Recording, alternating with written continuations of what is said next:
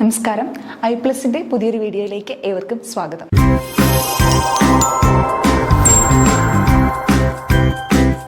ഇന്ന് നമ്മൾ ഡിസ്കസ് ചെയ്യാനായിട്ട് പോകുന്നത് സെറ്റ് മാത്തമാറ്റിക്സിന്റെ കുറച്ച് പ്രീവിയസ് ഇയർ ക്വസ്റ്റ്യൻസ് ആണ്. First question.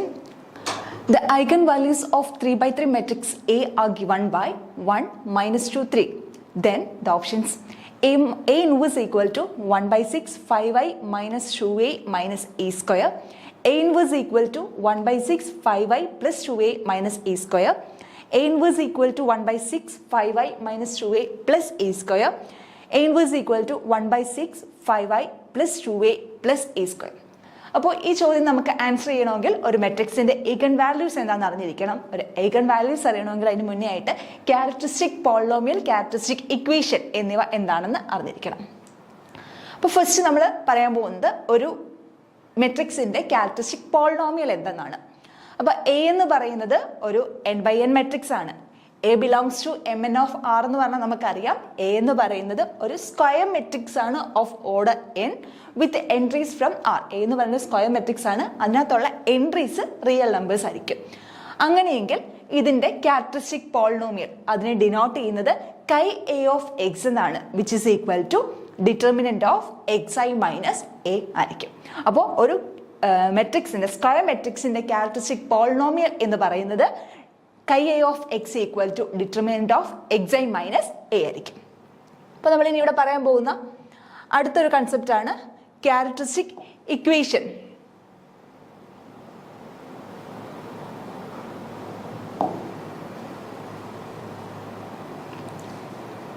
ക്യാരക്ടറിസ്റ്റിക് ഇക്വേഷൻ എന്നുള്ളത് ക്യാരക്ടറിസ്റ്റിക് ഇക്വേഷൻ എന്താണ്? അപ്പൊ ക്യാരക്ടറിസ്റ്റിക് ഇക്വേഷൻ എന്താണെന്ന് ചോദിച്ചാൽ chi A of X equal to 0 ആകുന്ന ഇക്വേഷൻസിനെയാണ് നമ്മൾ എന്തെന്ന് പറയുന്നത് ഒരു സ്ക്വയർ മെട്രിക്സിന്റെ ക്യാരക്ടറിസ്റ്റിക് ഇക്വേഷൻ എന്ന് പറയുന്നത്. അപ്പോൾ ഒരു പോളിനോമിയൽ, ഒരു സ്ക്വയർ മെട്രിക്സിന്റെ ക്യാരക്ടറിസ്റ്റിക് പോളിനോമിയലിനെ 0 ആയിട്ട് ഇക്വേറ്റ് ചെയ്യുന്നതാണ് അതിന്റെ ക്യാരക്ടറിസ്റ്റിക് ഇക്വേഷൻ എന്ന് പറയുന്നത്. ഈ ക്വസ്റ്റ്യൻ നമുക്ക് ആൻസർ ചെയ്യണമെങ്കിൽ വേറൊരു കാര്യം കൂടെ നമുക്ക് വേണം, കെയ്ലി-ഹാമിൽട്ടൺ തിയറം. കെയ്ലി-ഹാമിൽട്ടൺ തിയറം പറയുന്നത് എന്താണെന്ന് ചോദിച്ചാൽ എ എന്ന് പറയുന്നത് ഒരു സ്ക്വയർ മെട്രിക്സ് ആണ് ഓഫ് ഓർഡർ n/n. അങ്ങനെയാണെങ്കിൽ ആ സ്ക്വയർ മെട്രിക്സ് അതിന്റെ ക്യാരക്ടറിസ്റ്റിക് ഇക്വേഷന്റെ ഒരു റൂട്ടായിട്ട് വരും. അതായത് എല്ലാ സ്ക്വയർ മെട്രിക്സുകളും അതിന്റെ ക്യാരക്ടറിസ്റ്റിക് ഇക്വേഷന്റെ റൂട്ടാണ്, അല്ലെങ്കിൽ എന്താണ് അതിന്റെ സൊല്യൂഷൻ ആണെന്ന് പറയാനായിട്ട് പറ്റും. ഓക്കെ, ഇനി അടുത്ത് നമ്മൾ പറയാൻ പോകുന്നത് eigen values and eigen vectors. ഒരു സ്ക്വയർ മെട്രിക്സിന്റെ ഐഗൺ വാല്യൂസ് എന്താണ്, ഐഗൺ വെക്ടേഴ്സ് എന്താണ്? ഒരു സ്ക്വയർ മെട്രിക്സിന്റെ ഐഗൺ വാല്യൂസ് എന്താണെന്ന് ചോദിച്ചു കഴിഞ്ഞാൽ നമുക്ക് Ax equal to lambda X എന്ന് പറയുന്ന ഫോമിൽ നമുക്ക് ഒരു മെട്രിക്സിനെ എക്സ്പ്രസ് ചെയ്യാനായിട്ട് പറ്റണം. അതായത് എ എന്ന് പറയുന്ന ഒരു സ്ക്വയർ മെട്രിക്സ് ആണ്. അങ്ങനാണെങ്കിൽ ഏതെങ്കിലും ഒക്കെ റിയൽ നമ്പർ ലാംഡയ്ക്ക് കറസ്പോണ്ടിങ് ആയിട്ട് ഒരു നോൺ സീറോ കോളം മെട്രിക്സ് എക്സിനെ കണ്ടുപിടിക്കാനായിട്ട് സാധിക്കണം. ഒന്നുകൂടെ പറയുകയാണ്, ഏതെങ്കിലും ഒരു സ്ക്വയർ മെട്രിക്സിന്റെ ഐഗൺ വാല്യൂ എന്താണെന്ന് ചോദിച്ചാൽ ആ സ്ക്വയർ മെട്രിക്സ് ഏതെങ്കിലുമൊക്കെ ലാംഡ റിയൽ നമ്പറിന് കറസ്പോണ്ടിങ് ആയിട്ട് എനിക്ക് എന്ത് ചെയ്യാൻ പറ്റണം, ഒരു നോൺ സീറോ കോളം മെട്രിക്സ് എക്സിനെ കണ്ടുപിടിക്കാനായിട്ട് സാധിക്കണം. അതിന്റെ പ്രത്യേകത എന്തായിരിക്കണം, Ax equal to lambda X എന്ന് പറയുന്ന ഇക്വേഷൻ സാറ്റിസ്ഫൈ ചെയ്യുന്ന എക്സുകളെ എനിക്ക് കണ്ടുപിടിക്കാനായിട്ട് സാധിക്കും. അങ്ങനെയാണെങ്കിൽ ആ എക്സിനെ നമ്മൾ എന്തെന്ന് പറയും, ഐഗൺ വെക്ടർ എന്ന് പറയും. ലാംഡനെ നമ്മൾ ഐഗൺ വാല്യൂ എന്നും പറയും. അടുത്തത് പറയുന്നത് ഈ ഐഗൺ വാല്യൂ ക്യാരക്ടറിസ്റ്റിക് ഇക്വേഷൻ തമ്മിൽ ഒരു ബന്ധമുണ്ട്. ഈ ഐഗൺ വാല്യൂസ് എപ്പോഴും ക്യാരക്ടറിസ്റ്റിക് ഇക്വേഷന്റെ റൂട്ടായിട്ട് വരും. അപ്പോൾ ഐഗൺ വാല്യൂ എപ്പോഴും എന്തായിരിക്കും, ക്യാരക്ടറിസ്റ്റിക് ഇക്വേഷന്റെ റൂട്ട്സ് ആയിരിക്കും. ഓക്കെ, ഇനി നമുക്ക് നമ്മുടെ ക്വസ്റ്റ്യനിലേക്ക് പോകാം. ഐഗൺ വാല്യൂസ് തന്നിട്ടുണ്ട്. 3x3 മെട്രിക്സിന്റെ ഐഗൺ വാല്യൂസ് എന്ന് പറയുന്നത് 1, ഐഗൺ വാല്യൂസ് എന്ന് പറയുന്നത് 1, -2, 3 ആണ്. അങ്ങനെയാണെങ്കിൽ നമുക്ക് ഇത് വെച്ച് എന്തുണ്ടാക്കാൻ പറ്റും, ക്യാരക്ടറിസ്റ്റിക് ഇക്വേഷൻ ഉണ്ടാക്കി എടുക്കാനായിട്ട് പറ്റും. അപ്പൊ ഐഗൺ വാല്യൂസ് എല്ലായ്പ്പോഴും ക്യാരക്ടറിസ്റ്റിക് ഇക്വേഷന്റെ റൂട്ടായിട്ട് വരുന്നതാണ്. അപ്പൊ നമുക്ക് എങ്ങനെ പറയാം, x - 1 into x - -2 into x - 3 equal to 0. ഒക്കെയാണല്ലോ. കാരണം 1ഉം -2ഉം 3യും ഒരു ക്യാരക്ടറിസ്റ്റിക് ഇക്വേഷൻ്റെ, അതായത് ഒരു തേർഡ് ഡിഗ്രി ഉള്ള പോളിനോമിയൽ ആയിരിക്കും നമുക്ക് കിട്ടുന്നത്, അല്ലെങ്കിൽ ഇക്വേഷൻ ആയിരിക്കും കിട്ടുന്നത്. അപ്പോൾ അതിൻ്റെ റൂട്ടായിട്ട് വരിക എന്ന് പറഞ്ഞാൽ x-1 into x-2 into x-3 equal to 0. നമുക്ക് ഇതിനെ ഒന്ന് ഓപ്പൺ ചെയ്യാം. ഓപ്പൺ ചെയ്യുമ്പോൾ നമുക്ക് എന്ത് വരും? x-1 into x+2 into x-3 equal to 0. ഇത് രണ്ടുകൂടെ ഓപ്പൺ ചെയ്യുമ്പോൾ എന്ത് കിട്ടും? x² plus 2x minus x minus 2 into x minus 3 equal to 0. അപ്പോൾ ഇതെന്ത് വരും? x² plus x minus 2 into x minus 3 equal to 0. Again നമ്മളിതിനെ ഓപ്പൺ ചെയ്യാണ്. അപ്പോൾ x² x കൂടെ മൾട്ടിപ്ലൈ ചെയ്യുമ്പം x³ minus 3x² plus x into x, x², x into -3, minus 3x, minus 2 into x, minus 2x, minus 2 into -3, plus 6 equal to 0. Okay, ഇത് നമുക്കൊന്ന് ചെറുതാക്കാം. Simplify ചെയ്യുമ്പോൾ എന്ത് കിട്ടും? x³ minus 3x² plus x² minus 2x², minus 3x minus 2x minus 5x plus 6 equal to 0. അപ്പം നമുക്ക് എന്ത് കിട്ടി? അവിടുത്തെ ക്യാരക്ടറിസ്റ്റിക് ഇക്വേഷൻ നമുക്ക് കിട്ടി. ഇനി കെയ്ലി ഹാമിൽട്ടൺ തിയറം പറയുന്നത് എന്താണ്? ഏതൊരു സ്ക്വയർ മെട്രിക്സും അതിൻ്റെ ക്യാരക്ടറിസ്റ്റിക് ഇക്വേഷൻ്റെ എന്തായിട്ട് വരും? റൂട്ടായിട്ട് വരും എന്നാണ് പറയുന്നത്. അപ്പോൾ ഈ എക്സിന് പകരം നമ്മളുടെ സ്ക്വയർ മെട്രിക്സ് ആയിട്ടുള്ള എ നമുക്ക് സബ്സ്റ്റിറ്റ്യൂട്ട് ചെയ്യാം. അപ്പോൾ ഇത് ഇങ്ങനെ വരും: a³ minus 2a² minus 5a plus 6i. നമ്മൾ മെട്രിക്സ് ഫോമിൽ എഴുതുമ്പോൾ ഇതെങ്ങനെയാവും? 6i equal to 0. നമുക്കതിനെ എ ഇൻവേഴ്സ് കൊണ്ട് മൊത്തത്തിൽ മൾട്ടിപ്ലൈ ചെയ്യാം. ഒരു എ ഇൻവേഴ്സ് കൊണ്ട് മൾട്ടിപ്ലൈ ചെയ്യുമ്പോൾ എങ്ങനെ വരും? A inverse into a³ minus 2a² minus 5a plus 6i equal to 0. Okay, multiply ചെയ്യുമ്പോൾ അകത്തോട്ട് എ ഇൻവേഴ്സ് കൊണ്ട്, ഇവിടെ A inverse into 0 which is equal to 0 matrix. A inverse കൊണ്ട് അകത്തോട്ട് മൾട്ടിപ്ലൈ ചെയ്യുമ്പോൾ A inverse into a³ a² minus A inverse into 2a² 2a minus 8 into A inverse into a 8i plus 6i into A inverse into 6i 6a inverse equal to 0. is equal to, നമുക്ക് A ഇൻവേഴ്സിനെ മാത്രം നിർത്തിയിട്ട് ബാക്കിയുള്ളതിനെ എന്ത് കൊണ്ടുപോകാം? നമുക്ക് left hand സൈഡിലേക്ക് right hand സൈഡിലേക്ക് കൊണ്ടുവരാം. അപ്പോൾ ഇത് എന്ത് വരും? 6a inverse equal to 2a അപ്പുറത്ത് വന്നാൽ എന്തായിട്ട് 8i മൈനസ് 8i അപ്പുറത്ത് കൊണ്ടുപോയാൽ, സോറി 8i അല്ലായിരുന്നു 6i ആയിരുന്നു അല്ലേ?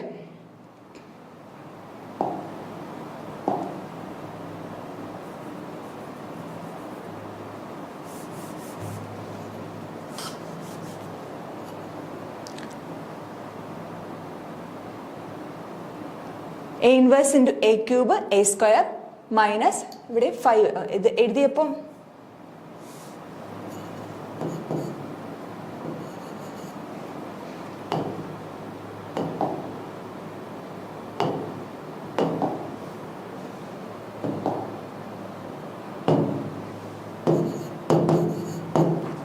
a³ minus 2a² minus 5a plus 6i equal to 0. a inverse കൊണ്ട് മൾട്ടിപ്ലൈ ചെയ്യുമ്പോൾ a inverse into a³ a² minus a inverse into a² a minus 5i. Okay, 5i plus 6a inverse equal to 0. അപ്പോൾ നമുക്ക് minus 5i അപ്പുറത്ത് കൊണ്ടുപോയാൽ എന്തായിട്ട് മാറും? 5i ആയിട്ട് മാറും. മൈനസ് 2a അപ്പുറത്തേക്ക് കൊണ്ടുപോയാൽ എന്തായിട്ട് മാറും? Plus 2a. a² അപ്പുറത്തെ സൈഡിലേക്ക് കൊണ്ടുപോയാൽ minus a². Okay, A inverse equal to എന്ത് വരും? അപ്പോൾ 1/6 into 5i plus 2a minus a². ഇനി നമ്മുടെ ഓപ്ഷൻസിലേക്ക് പോകാം. A inverse equal to 1/6 into 5i plus 2a minus a².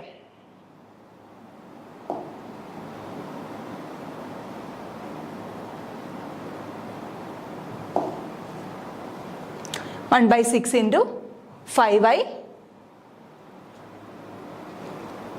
plus 2a minus a². Option B ആണ് നമ്മുടെ കറക്റ്റ് ആയിട്ടുള്ള ആൻസർ. ഓക്കെ.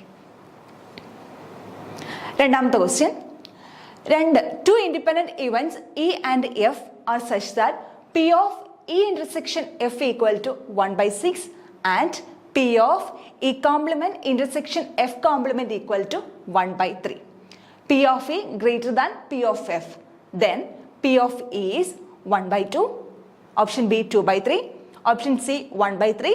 Option D 1/4. ഇത് നമ്മുടെ ഒരു പ്രോബബിലിറ്റിയിൽ ബന്ധപ്പെട്ട ഒരു ക്വസ്റ്റ്യൻ ആണ്. രണ്ട് ഇൻഡിപെൻഡന്റ് ഇവന്റ്സ് തന്നിട്ടുണ്ട്. രണ്ട് ഇൻഡിപെൻഡൻസ് ഇവന്റ് ആയിട്ടുള്ള പി ഒ ഇയും എഫും തന്നിട്ടുണ്ട്. അതിനകത്ത് ഇൻഡിപെൻഡന്റ് ഇവന്റ്സിന്റെ പ്രത്യേകത നമുക്കറിയാം. ഇൻഡിപെൻഡന്റ് ഇവന്റ്സിന്റെ പ്രത്യേകത എന്തായിരിക്കും? P of E intersection F എന്ന് പറയുന്നത് P of E into P of F ആയിരിക്കും. അപ്പോൾ P of E intersection F എത്രയാണെന്ന് തന്നിട്ടുണ്ട്? 1/6 ആണ് തന്നിട്ടുണ്ട്. അതുപോലെ P of E complement intersection F കോംപ്ലിമെന്റും എന്താണെന്ന് തന്നിട്ടുണ്ട്? 1/3 ആണ് തന്നിട്ടുണ്ട്. അതുപോലെ രണ്ടാമത് പറഞ്ഞിരിക്കുന്നത് പി ഓഫ് ഇ എന്ന് പറയുന്നത് പി ഓഫ് എഫിനേക്കാളും വലുതാണ്. അങ്ങനെയാണെങ്കിൽ പി ഓഫ് ഇയുടെ വാല്യൂ ആണ് നമുക്ക് കണ്ടുപിടിക്കേണ്ടത്. അപ്പം നമുക്ക് തന്നിരിക്കുന്ന കണ്ടീഷൻസ് നോക്കാം. P of E intersection F എന്ന് പറയുന്നത് P of E into P of F ആണ്. That is P of E into P of F equal to 1/6 നമുക്ക് തന്നിട്ടുണ്ട്. P of E intersection F 1/6 ആയതുകൊണ്ട് തന്നെ P of E into P of F എന്ത് വരും? 1/6 എന്ന് വരും. അതുപോലെ നമുക്ക് തന്നിരിക്കുന്ന അടുത്തൊരു കണ്ടീഷനാണ് P of E complement intersection F complement എന്ന് പറയുന്നത് 1/3 ആണ്. നമുക്കറിയാം P of E complement intersection F complement എന്ന് പറയുന്നത് P of E union F the whole complement ആണ്. P of E union F the whole കോംപ്ലിമെന്റിനെ, അതായത് പി ഓഫ് എ കോംപ്ലിമെന്റ് എന്ന് പറയുന്നത് 1 മൈനസ് പ്രോബബിലിറ്റി ഓഫ് എ ആണ്. ഒരു ഇവന്റിന്റെ കോംപ്ലിമെന്റിന്റെ പ്രോബബിലിറ്റി എന്ന് പറയുന്നത് ഒന്നിൽ നിന്ന് എന്ത് കുറയ്ക്കുന്നതാണ്? ഇവന്റിന്റെ പ്രോബബിലിറ്റി കുറയും. അതായത് നമുക്ക് അത് എങ്ങനെ വരുന്നത്? ടോട്ടൽ സം 1 ആയിരിക്കും. അതുകൊണ്ടാണ് ഇക്വേഷൻ സാറ്റിസ്ഫൈ ചെയ്യുന്നത്. നമുക്ക് ഇവിടെ എയുടെ സ്ഥാനത്ത് ഈ കോംപ്ലിമെന്റ് ഇന്റർസെക്ഷൻ എഫ് കോംപ്ലിമെന്റ് ആണ്. അപ്പൊ ഈ കോംപ്ലിമെന്റ് ഇന്റർസെക്ഷൻ എഫ് കോംപ്ലിമെന്റിനെ ഞാൻ എങ്ങനെ എഴുതി?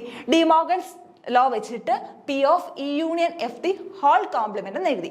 P of E union F the whole complement എന്തായിരിക്കും? ഇവിടെ എയുടെ സ്ഥാനത്ത് ഇ യൂണിയൻ എഫ് ആണ്. അപ്പോൾ P of E union F the whole complement എന്ന് പറയുന്നത് 1 minus P of E union F ആയിരിക്കും. അത് എത്രയാണ് തന്നിട്ടുണ്ട്? 1/3 ആണെന്ന് ക്വസ്റ്റ്യനിൽ നമുക്ക് തന്നിട്ടുണ്ട്. അങ്ങനെയാണെങ്കിൽ P of E union F എന്ന് പറയുന്നത് എന്തായിരിക്കും? 1/3 equal to 1 minus P of E union F ആണ്. ഓക്കെ, അപ്പോൾ P of E union F എന്ത് വരും? P of E union F equal to 1 minus 1/3 which is equal to 2/3. Okay, ഇനി നമ്മൾ P of E union F എന്ന് പറയുന്ന ഇക്വേഷനിലേക്ക് കടക്കുകയാണ്. P of E union F എന്ന് പറയുന്നത് P of E plus P of F minus P of E intersection F ആണ്. അങ്ങനെയാണെങ്കിൽ ഇത് നമുക്ക് എത്ര കിട്ടി? 2/3 കിട്ടി. അപ്പൊ P of E plus P of F minus P of E plus P of F minus P of E intersection F എന്ന് പറയുന്നത് P of E union F ആയിരിക്കും. ഓക്കെ, അങ്ങനെയാണെങ്കിൽ P of E plus P of F എന്ന് പറയുന്നത് P of E union F plus P of E intersection F ആയിരിക്കും. Okay, P of E union F എത്രയാണെന്ന് നമുക്കറിയാം. P of E union F എന്ന് പറയുന്നത് 2/3 ആണെന്ന് അറിയാം. P of E intersection F എത്ര ആണെന്ന് അറിയാം. P of E intersection F എന്ന് പറയുന്നത് 1/6 ആണെന്ന് പറയാം. അങ്ങനെയാണെങ്കിൽ 2/3 plus 1/6 which is equal to 5/6. എങ്ങനെ വരുന്നത്? 2/3 പ്ലസ് 1/6 വിച്ച് ഈക്വൽ ടു, നമുക്കിതിനെ എങ്ങനെ എഴുതാം? ഒരു 2 കൊണ്ട് മൾട്ടിപ്ലൈ ചെയ്താൽ 4/6 plus 1/6 which is equal to 5/6. അപ്പൊ നമുക്ക് എന്ത് കിട്ടി? P of E plus P of F എന്ന് പറയുന്നത് 5/6 ആണെന്ന് കിട്ടി. ഇത്രയും ക്ലിയർ ആണെന്ന് മനസ്സിലാക്കുന്നു, വിശ്വസിക്കുന്നു. ഈ എഫ് ഇൻഡിപെൻഡന്റ് ആയതുകൊണ്ട് P of E intersection F എന്ന് പറയുന്നത് P of E into P of F ആണ്. P of E intersection F നമുക്ക് തന്നിട്ടുണ്ട് 1/6 ആണ്. അതുകൊണ്ട് തന്നെ P of E into P of F എന്ന് പറയുന്നത് എന്തായിരിക്കും? 1/6 ആയിരിക്കും. അടുത്തത് P of E complement intersection F complement 1/3 ആണെന്ന് പറഞ്ഞിട്ടുണ്ട്. അപ്പൊ P of E complement intersection F complement നമുക്ക് എങ്ങനെ എഴുതാൻ പറ്റും? ഡിമോഗൻസ് ലോ വെച്ചിട്ട് P of E union F the whole complement എന്ന് എഴുതാനായിട്ട് സാധിക്കും. അതിനെ നമുക്ക് എങ്ങനെ എഴുതാം? P of A complement equal to 1 minus P of A എന്ന് പറയുന്ന ഇക്വേഷൻ ഉപയോഗിച്ച് ഇതിനെ നമുക്ക് എങ്ങനെ മാറ്റി എഴുതാം? 1 minus P of E union F എന്ന് എഴുതാനായിട്ട് പറ്റും, which is equal to 1/3. Therefore, P of E union F equal to 1 minus 1/3, which is equal to 2/3 ആയിരിക്കും. Again, നമ്മൾ അടുത്ത പ്രോബബിലിറ്റിയുടെ അടുത്ത ഒരു ഇക്വേഷൻ ഉപയോഗിക്കുന്നു. P of E union F എന്ന് പറയുന്നത് P of E plus P of F minus P of E intersection F ആയിരിക്കും. അങ്ങനെയാണെങ്കിൽ P of E plus P of F എന്ന് പറയുന്നത് എന്ത് ചെയ്യാം? നമുക്ക് P of E intersection F നെയും കൂടെ അപ്പുറത്തെ സൈഡിലേക്ക് കൊണ്ടുവന്നാൽ P of E union F plus P of E intersection F ആയിരിക്കും, which is equal to 2/3 plus 1/6, which is equal to 5/6. That is P of E plus P of F equal to 5/6. Okay, രണ്ട് equations നമുക്ക് കിട്ടി. രണ്ടെണ്ണത്തിന്റെ product 1/6 ആണെന്നും രണ്ടെണ്ണത്തിന്റെ sum 5/6 ആണെന്നും നമുക്ക് കിട്ടി. ഇനി ഈ രണ്ട് ഇക്വേഷൻസ് സോൾവ് ചെയ്ത് നമ്മൾ എന്ത് കണ്ടുപിടിക്കുകയാണ്? വാല്യൂ കണ്ടുപിടിക്കുകയാണ് ചെയ്യുന്നത്. ഓക്കെ, അപ്പൊ നമ്മൾ എന്തെടുക്കാണ്? പി ഓഫ് ഇനെ എക്സ് എന്നും പി ഓഫ് എഫിനെ എന്തെന്നും എടുക്കുന്നു? വൈ എന്നും എടുക്കുന്നു. അങ്ങനാണെങ്കിൽ ഒന്നാമത്തെ ഇക്വേഷൻ എന്തായിരുന്നു പറഞ്ഞത്? P of E into P of F equal to 1/6 അല്ലേ? അപ്പൊ എന്ത് കിട്ടി? X into Y equal to 1/6. നമ്മുടെ സെക്കൻഡ് ഇക്വേഷൻ എന്തായിരുന്നു പറഞ്ഞത്? P of E plus P of F equal to 5/6 ആണ്. അപ്പൊ സെക്കൻഡ് ഇക്വേഷൻ എങ്ങനെ മാറും? X plus Y equal to 5/6 എന്ന് കിട്ടും. ഇനി ഈ രണ്ട് ഇക്വേഷൻസിനെ കൂടെ സോൾവ് ചെയ്താൽ നമുക്ക് പി ഓഫ് ഇയുടെ വാല്യൂ കിട്ടും. നമുക്ക് ആ ഇക്വേഷൻസ് ഒന്ന് സോൾവ് ചെയ്ത് നോക്കാം. എക്സ് വൈ എന്ന് പറയുന്നത് 1/6 ആണ്. അപ്പൊ എക്സ് വൈ 1/6 ആണെങ്കിൽ നമുക്ക് എക്സിനെ എങ്ങനെ എഴുതാം?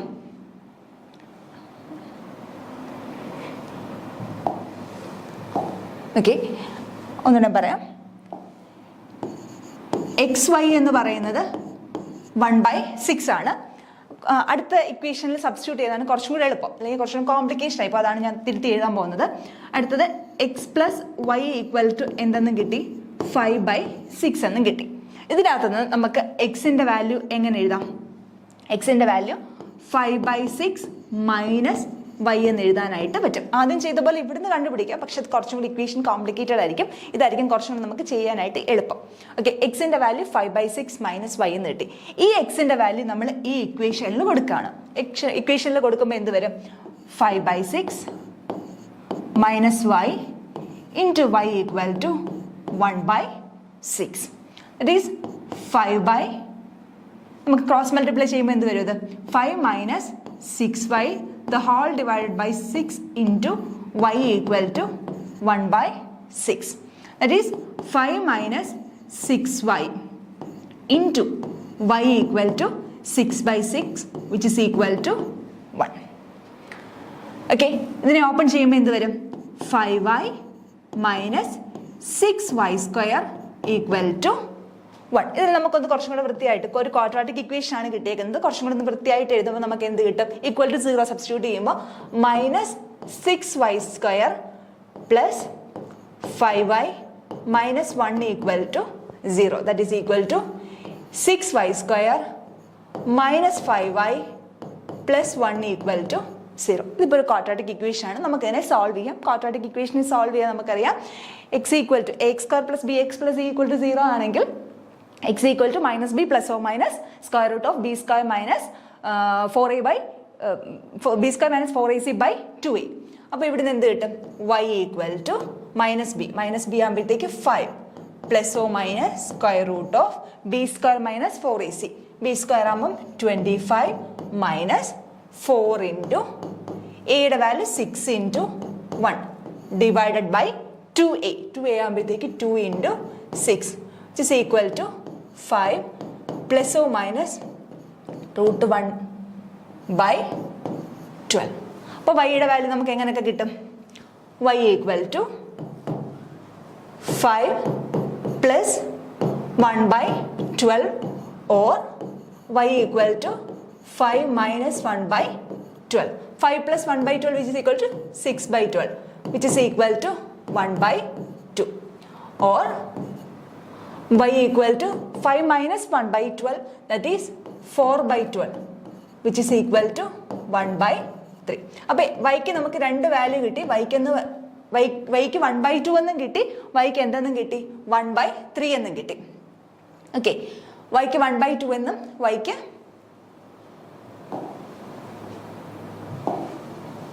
അപ്പോൾ y equal to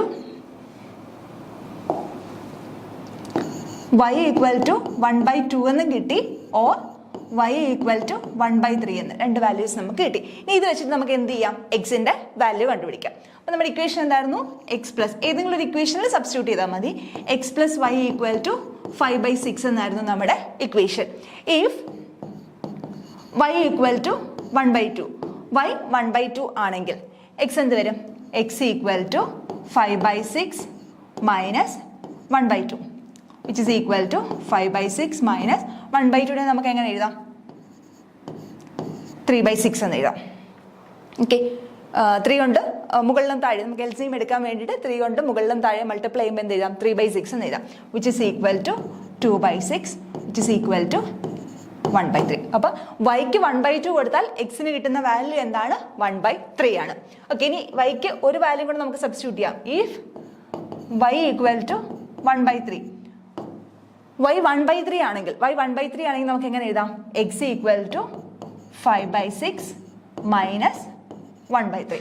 5/6 minus 1/3 again നമുക്ക് എന്ത് ചെയ്യാം, സെയിം ഡിനോമിനേറ്റർ ആക്കാൻ വേണ്ടിയിട്ട് 1/3യുടെ ന്യൂമറേറ്ററിലും ഡിനോമിനേറ്ററിലും ഒരു 2 കൊണ്ട് മൾട്ടിപ്ലൈ ചെയ്യാം. അപ്പോൾ എന്ത് വരും, ഇത് 5/6 minus 2/6 which is equal to 3/6 which is equal to 1/2. Okay, അപ്പോൾ വൈക്ക് നമുക്ക് രണ്ട് വാല്യൂസ് കിട്ടി, y equal to 1/2 or y equal to 1/3. എക്സിന് നമുക്ക് രണ്ട് വാല്യൂസ് കിട്ടി. y 1/2 ആകുമ്പോൾ എക്സിന്റെ വാല്യൂ എന്താ കിട്ടുന്നത്, എക്സിന്റെ വാല്യൂ 1/3.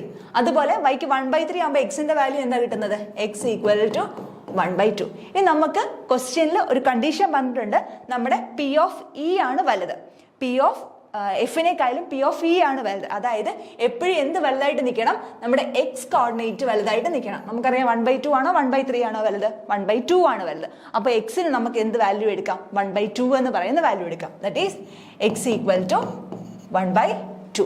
എക്സ് 1/2 എന്ന് പറഞ്ഞാൽ എക്സിനെ നമ്മൾ എന്താണ് സബ്സ്റ്റിറ്റ്യൂട്ട് ചെയ്തേക്കുന്നത്, പി ഓഫ് ഇ എന്നാണ് എക്സിനെ സബ്സ്റ്റിറ്റ്യൂട്ട് ചെയ്തേക്കുന്നത്. That is P of E equal to 1/2. ഇതാണ് നമ്മുടെ ആൻസർ വരുന്നത്. ഓക്കെ, നമുക്ക് ഓപ്ഷനിലേക്ക് നോക്കാം.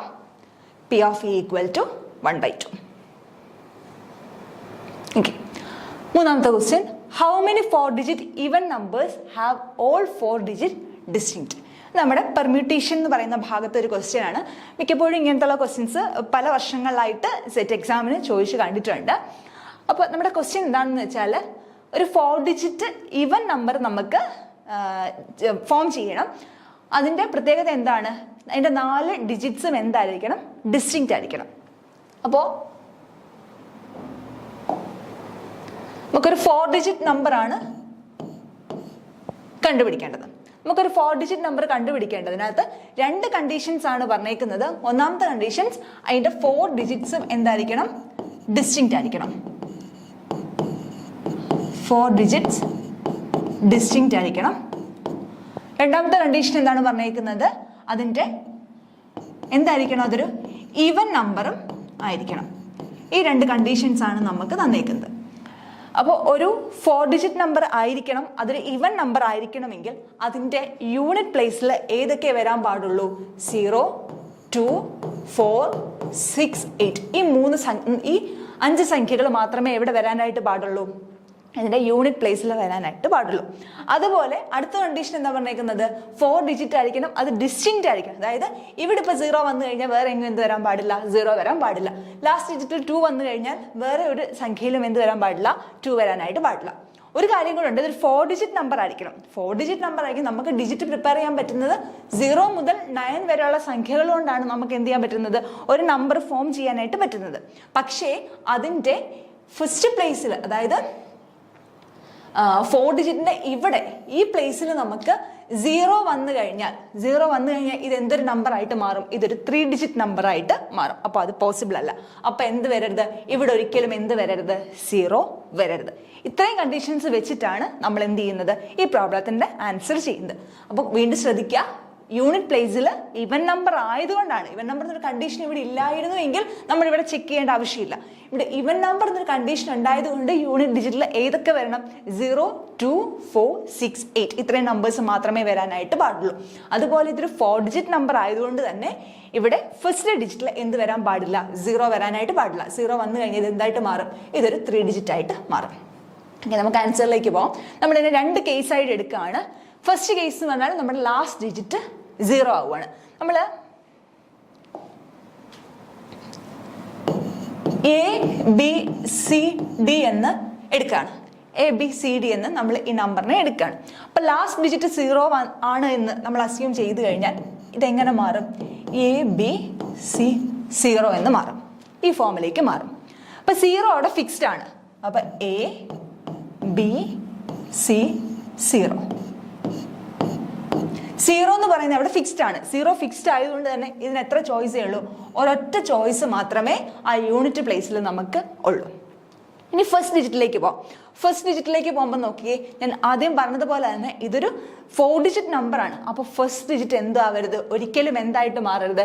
0 ആയിട്ട് മാറരുത്. 0 ആയിട്ട് മാറിക്കഴിഞ്ഞാൽ ഇത് എന്തായിട്ട് മാറിപ്പോവും? 3 ഡിജിറ്റ് നമ്പർ ആയിട്ട് പോകും. അപ്പോൾ നമുക്ക് 0 മുതൽ 9 വരെ 10 ചോയ്സസ് ആണ് ഉള്ളത്. അതിനകത്ത് എത്രാമത്തെ ചോയ്സ് ആയി കഴിഞ്ഞു? ഇത് 0 മുതൽ 9 വരെ 10 ചോയ്സ് ആയതുകൊണ്ട് തന്നെ 0 വരാൻ പാടില്ല. അപ്പം ബാക്കി എത്രയുണ്ട്? 9 ചോയ്സ് ഉണ്ട്. 9. ഓക്കെ, സെക്കൻഡ് ഡിജിറ്റ് എന്താവരുത്? 0യും ആകരുത്, അതുപോലെ തന്നെ 9ഉം ആകരുത്. അപ്പോൾ എന്തുണ്ട്? 8 ചോയ്സ് ഇൻറ്റു തേർഡ് ഡിജിറ്റ് എന്താകരുത്? 0 ആകരുത്, ഈ എയിലും ബിയിലും യൂസ് ചെയ്തത് ഒന്നും ആകരുത്. അപ്പോൾ ഇതെന്തായിട്ട് മാറും? 7. അപ്പോൾ നമ്മുടെ ഇവിടുത്തെ പ്രോബബിലിറ്റി എന്ത് വരും? 1 × 9 × 8 × 7 which is equal to 504. Okay, രണ്ടാമത്തെ കേസ് എന്താ? രണ്ടാമത്തെ കേസ് എന്ന് പറയുന്നത് ഈ പറഞ്ഞ പോലെ ലാസ്റ്റ് ഡിജിറ്റിൽ എന്ത് വരാം? 2, 4, 6, 8 വരാം. അപ്പൊ ലാസ്റ്റ് ഡിജിറ്റിൽ 2, 4, 6, 8 വരുമ്പോൾ എത്ര ചോയ്സസ് ഉണ്ട്? 4 ചോയ്സസ് ഉണ്ട്. 0 വരെ നമ്മൾ ഓൾറെഡി എടുത്തു കഴിഞ്ഞു. എത്ര ചോയ്സസ് ഉണ്ട്? 4 ചോയ്സസ് ഉണ്ട്. ഇനി ഫസ്റ്റ് ഡിജിറ്റിൽ മൊത്തം 0 മുതൽ 9 വരെ എത്രയാണ്? 10 ആണ്. ഇവിടെ ഫസ്റ്റ് ഡിജിറ്റിൽ 0 ആകരുത്, ഡിയിൽ ഉപയോഗിച്ചതും ആകരുത്. ഇപ്പൊ 0യെ കളഞ്ഞു കഴിഞ്ഞാൽ ബാക്കി എത്ര ചോയ്സ്? 9 ചോയ്സ്. ഡിയിൽ ഉപയോഗിച്ചതും ആകരുത് എന്ന് പറഞ്ഞാൽ ഇവിടെ എത്ര choice? 8 choice. 8 into second digit 8ഉം ആകരുത്, എയിൽ ഉപയോഗിച്ചതും ആകരുത്, ഡിയിൽ ഉപയോഗിച്ചതും ആകരുത്. അപ്പം മൊത്തം 10 സാധ്യത. അതിനകത്ത് എയിൽ ഉപയോഗിച്ചതും ആകരുത്, ഡിയിൽ ഉപയോഗിച്ചതും ആകരുത്. അപ്പോൾ എത്ര സാധ്യത? Again 8 chances into third digit എന്തൊക്കെയാ വരാം? എയും മൊത്തം 10 ചോയ്സ്. നേരെ പറഞ്ഞ പോലെ 10 ചോയ്സ്. ഏതൊക്കെയുണ്ട്? എയും ബിയും ഡിയും ആകരുത്. അപ്പോൾ ബാക്കി എത്ര സാധ്യത? 7 സാധ്യത. 7 ഇൻറ്റു. അപ്പോൾ നമ്മുടെ ഈ കേസിലെ മൊത്തത്തിലുള്ള ടോട്ടൽ പ്രോബബിലിറ്റി എന്ന് പറയുന്നത് 4 × 8 × 8 × 7 which is equal to 1792. അപ്പോൾ കേസ് 1ഉം കേസ് 2ഉം കൂടെ കാൽക്കുലേറ്റ് ചെയ്ത് total number of 4 digit even numbers with all distinct digit എന്ന് പറയുന്നത് 504 പ്ലസ് 1792 ആയിരിക്കും which is equal to 2296 ആയിരിക്കും. അപ്പോൾ മനസ്സിലായെന്ന് വിശ്വസിക്കുന്നു. ഇപ്പൊ 2 ചോയ്സസ് ആണ് പറയുന്നത്, 2 കേസസ് ആണ്. ലാസ്റ്റ് ഡിജിറ്റ് 0 ആകുന്നു, അതുപോലെ തന്നെ ലാസ്റ്റ് ഡിജിറ്റ് 2, 4, 6, 8 ആകുന്നു. അപ്പൊ ലാസ്റ്റ് ഡിജിറ്റ് 0 ആയി കഴിഞ്ഞാൽ നമുക്ക് 2 കേസിലും എന്ത് വരാൻ പാടില്ല? ഫസ്റ്റ് ഡിജിറ്റ് എന്ത് വരാനായിട്ട് പാടില്ല? 0 വരാനായിട്ട് പാടില്ല. അപ്പൊ ലാസ്റ്റ് ഡിജിറ്റ് 0 ആകുന്നു, അതുപോലെ തന്നെ ഫസ്റ്റ് ഡിജിറ്റ് എന്താകുന്നു? 0യിൽ നിന്ന് വേറൊരെണ്ണം ആകുന്നു. അപ്പോൾ 9 ചോയ്സസ്. സെക്കൻഡ് ഡിജിറ്റ് ബാക്കിയുള്ള 8 ചോയ്സ്. തേർഡ് ഡിജിറ്റ് ബാക്കിയുള്ള 7 choices. Second case last digit എന്താകണം? 2, 4, 6, 8 ആകണം. അവിടെയും ഫസ്റ്റ് ഡിജിറ്റ് എന്താകരുത്? ഒരിക്കലും എന്താകരുത്?